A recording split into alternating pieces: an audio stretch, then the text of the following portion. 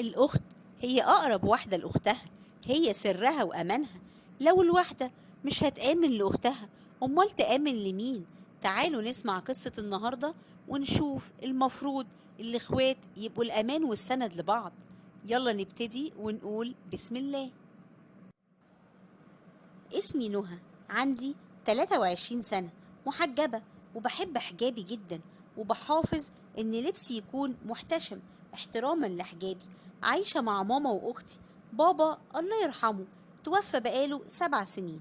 اتقدم لي حسن، وأكتر حاجة لفتت نظره وشدته ليا هو حجابي واحتشامي. أما جه هو وأهله عشان يتقدم لي، اتفاجئ إن ماما وأختي مش محجبين. وبعد ما مشيوا كلمني وطلب إننا نتقابل تاني يوم، ونزلت وقابلته وقلت له: مالك يا حسن؟ أنا حسيتك امبارح وانت قاعد ما كنتش مبسوط، شكلك ما كانش مرتاح، ودلوقتي كمان في ايه؟ بصراحة يا نهى، أنا اتفاجئت من شكل أهلك امبارح. يعني ايه؟ مش فاهمة، ماله شكل أهلي؟ أنا كنت فاكر إن أهلك شبهك، يعني قصدي محجبين زيك، بس بصراحة اتفاجئت أما لقيت مامتك وأختك مش محجبات. طب وده يفرق معاك في ايه؟ ولا يخصك في ايه؟ لا طبعا يخصني ويفرق معايا. أصل أهلي زي ما انتي شفتيهم كده ملتزمين جدا، وإن احنا نشوف ست مش محجبة ده بالنسبة لنا غريب قوي. طيب، بص بقى يا حسن، أنا أهلي ناس طيبين جدا وبحبهم جدا، ولو أمي وأختي مش محجبات ده شيء يرجع لهم، وبإذن الله ربنا يهديهم، وكله بوقته. بس مهما حصل أنا مش هسمح لأي حد إنه يقلل من أهلي أو ما يحترمهمش، والظاهر كده إن إحنا مش شبه بعض وما ينفعش نكمل مع بعض. ايه اللي بتقوليه ده يا نهى؟ انا ما قصدتش كل اللي انت قلتيه ده. اهلك ليهم احترامهم، انا بس بقولك كان مالي وشكلي متغير ليه، عشان اتخضيت مش اكتر، والموقف ما يستاهلش كل اللي بتعمليه ده. انا متمسك بيكي جدا وشريكي، واحنا على اتفاقنا امبارح وميعاد الخطوبة زي ما هو. بس أنا زعلت جدا من الكلام ده، ورفضت الكلام معاه ومشيت. وفضل يكلمني بس مش برد عليه، لحد ما قعد يكلمني كتير واعتذر وفهمني وجهة نظره. ساعتها وافقت على الخطوبة، وفعلا اتخطبت أنا وحسن، وحسيت إن حسن عوض ربنا ليا والاختيار الصح.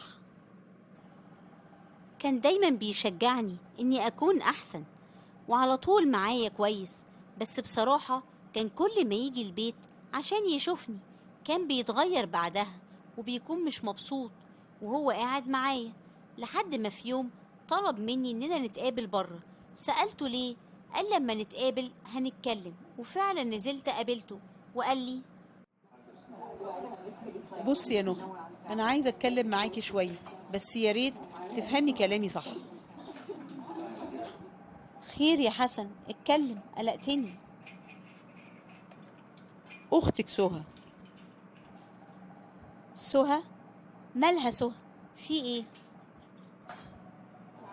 انا كل ما اجيلك يا نهى سهى بتقعد معانا، وعشان دي الاصول، والاصول ما تزعلش حد، بس انا ما بكونش مرتاح اما هي تكون موجوده معانا. ليه يعني ما بتكونش مرتاح؟ يعني انتي عايزه تقنعيني انك مش واخده بالك؟ واخدة بالي من ايه؟ في ايه يا حسن؟ اتكلم على طول من فضلك. بصراحه كده يا نهى، نظرات اختك مش بتعجبني، نظراتها ليا، وكمان لبسها ملفت قوي. لازم تراعي ان في حد غريب في البيت. اه، انا خطيبك، بس بالنسبة لها راجل غريب، يعني ما ينفعش تقعد معايا بلبس البيت كده، ما يصحش. هي ما بقتش صغيرة، دي عندها 20 سنة. عيب كده يا حسن، ما يصحش اللي انت بتقوله ده. اكيد سهى اختي مش قصدها اي حاجة. انا اسف يا نهى، انا كنت متردد اني اتكلم معاكي عشان ما تتضايقيش، بس قلت لازم اقولك. لا طبعا، انا اتضايقت جدا. اختي سهى اكيد ما تقصدش اي حاجه من اللي انت بتقوله ده. بصراحه انا ما كنتش فاكره انك ممكن تفكر فيها كده، ولا انت بقى اللي مركز معاها زياده عن اللزوم. كده برضو يا نهى تفكري فيا كده؟ انا بعتبر سهى اختك زي اختي الصغيره بالظبط، وربنا اللي عالم اني عمري ما رفعت عيني فيها ولا بصيت لها اي نظره مش كويسه. على العموم انا اسف اني اتكلمت معاكي، بس ما تزعليش مني، انا مش هقدر اجيلك الفتره اللي جايه دي. وزعل حسن من رد فعلي على كلامه، بس بصراحة أنا اللي زعلت. أصل كلامه على أختي ما كانش سهل. وعدت فترة وحسن مش بيجي خالص، وفي يوم لقيته بيكلمني وبيقولي إني وحشته وإنه هيجي عشان يشوفني. ساعتها قلت له طبعا، ورحت قلت لماما، بس ماما كان عندها مشوار مهم، قالت لي يجي وأنا مش هتأخر وسهى موجودة. لقيت سهى جاية بتقولي بجد بجد يا نهى، هو حسن جاي؟ اه، ساعة كده وهيكون موجود بإذن الله. ساعة؟ بس أنا كده مش هلحق، كان اتأخر شوية. تلحقي؟ تلحقي تعملي ايه يا سهى؟ ويتأخر ليه؟ أنا مش فاهمة. مش هلحق ألبس وأجهز نفسي. ما تلبسي أي حاجة يا سهى. طب ما انتي لابسة حلوة اهو، وكمان هو جايلي أنا ولا انتي؟ يو بقى يا نهى عليكي، خلاص بقى سيبيني عشان الحق اجهز. استغربت قوي من كلام سهى، ايه اللي هي بتقوله ده؟ وفعلا خدت بالي انها مهتمة بحسن قوي، وبصراحة خفت لحسن يكون كلامه عليها صح. دخلت لبست وجهزت نفسي ورحت على المطبخ عشان احضر حاجة اقدمها لحسن. وببص لقيت سهى اختي خارجة من اوضتها ولابسة فستان اول مرة اشوفه، بس ايه، مكشوف قوي. فقلت لها ايه ده؟ ايه يا سهى اللي انت عاملاه في نفسك ده؟ ايه؟ عاملة ايه؟ ولا حاجة، عادي. مش قلتي ان خطيبك جاي؟ طب كويس انك عارفة انه جاي، يعني من باب اولى تكوني لابسة حاجة غير ده. وايه كمية المكياج اللي انت حطاها دي؟ وفيها ايه يعني؟ بدلع نفسي. تدلعي نفسك في اوضتك، مش لما يكون خطيبي جاي. ادخلي، ادخلي غيري الهدوم دي والبسي حاجة تانية. البسي حاجة محتشمة شوية. انت عايزة حسن يقول عليكي ايه؟ هيقول ايه يعني؟ واحدة جميلة ومهتمة بنفسها. الدور والباقي هيقول عليكي انتي ايه؟ الراجل بيحب ان خطيبته تلبس وتتشيك وتاخد بالها من نفسها، مش عاملة زيك كده مغطية نفسك من راسك لرجلك وكأنك داخلة جامع. ايه الكلام اللي انتي بتقوليه ده يا سهى؟ وعرفتي الكلام ده منين؟ عرفته من الدنيا يا حبيبتي. انتي اللي فاهمة الدنيا والحياة غلط، وهتفضلي زي ما انتي كده. حسن وصل واحنا بنتخانق، وساعتها اتصدمت من اللي سهى عملته. وده لما قالت لحسن كويس انك جيت يا حسن عشان تقول لنا رأيك. ايه ده يا سهى؟ ايه اللي انتي بتعمليه ده؟ بعمل ايه؟ وفيها ايه يعني؟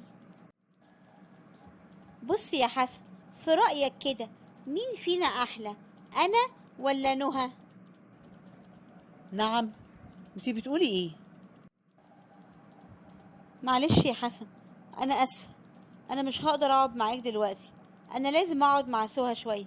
أنا آسفة، حقك عليا. ماشي يا نهى، ولا يهمك، ابقي كلميني لما تخلصي. حسن مشي، وأنا قعدت أزعق جامد قوي مع سهى. وماما جت وقالت في ايه يا نهى؟ صوتك عالي جدا كده ليه؟ خطيبك مشي ليه؟ ايه اللي حصل؟ هو ينفع يا ماما؟ ينفع اللي سهى بتعمله ده؟ سهى؟ وسهى بتعمل ايه؟ عملت ايه؟ ما تفهميني. كل ما حسن يجي تقوم لابسة لبس ملفت جدا ومكشوف، وتحط مكياج كتير قوي، وتتكلم بطريقة غريبة كده ما بقتش فاهماها. وآخر المتمة تقوله مين أحلى، أنا ولا هي؟ وفيها ايه؟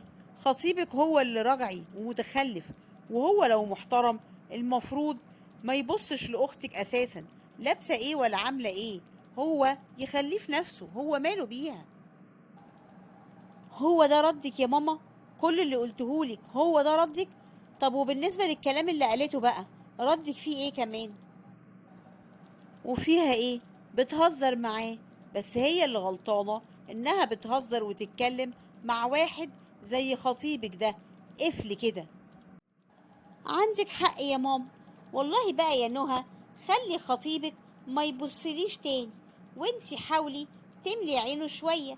مش ذنبي ان انا جميلة ومهتمية بنفسي. ومن ساعتها وانا قررت اني اقابل حسن بره وما خلوش يجي البيت تاني، وده كان مريحه قوي. وحتى اما كنا بنخرج، يعني كانت مرة او مرتين في الشهر، كان بيجيب اخته معاه عشان ما نبقاش لوحدنا. وعدت الايام وانا بتجنب سهى وماما خالص. وفي يوم لقيت ماما بتقولي: الحقيني يا نهى، الحقيني يا بنتي. في ايه يا ماما؟ بتعيطي كده ليه؟ ايه اللي حصل؟ اختك سهى، اختك كسرت عيني قدام الجيران وخلت رقبتي قد السمسمة، ما بقتش قادرة ارفع عيني. ايه اللي حصل يا ماما؟ سهى عملت ايه؟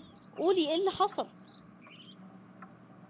مدام سميحة جاتلي وقالت لي ان محمد ابنها شاف سهى مع واحد في العربية، وهي كانت مش في وعيها، وجري عليهم ولحقوا. كان ناوي ياخدها، والله اعلم كان هيعمل فيها ايه. واما محمد اتخانق معاه، راح الولد ده قاله: انت مالك؟ ما هي قابلة كده وكل يوم ماشية مع ولد شكل. اتخانق معاه وجاب اختك وجه. طب وسهى؟ وسهى فين دلوقتي يا ماما؟ اهي متنيلة في اوضتها، دي قليلة الادب وعديمة التربية. اما دخلت اتكلم معاها قعدت تزعق فيا وتبجح وتقولي انا حرة ودي حياتي ومحدش ليه دعوة. ما تزعليش مني يا ماما، بس حضرتك السبب في كل ده.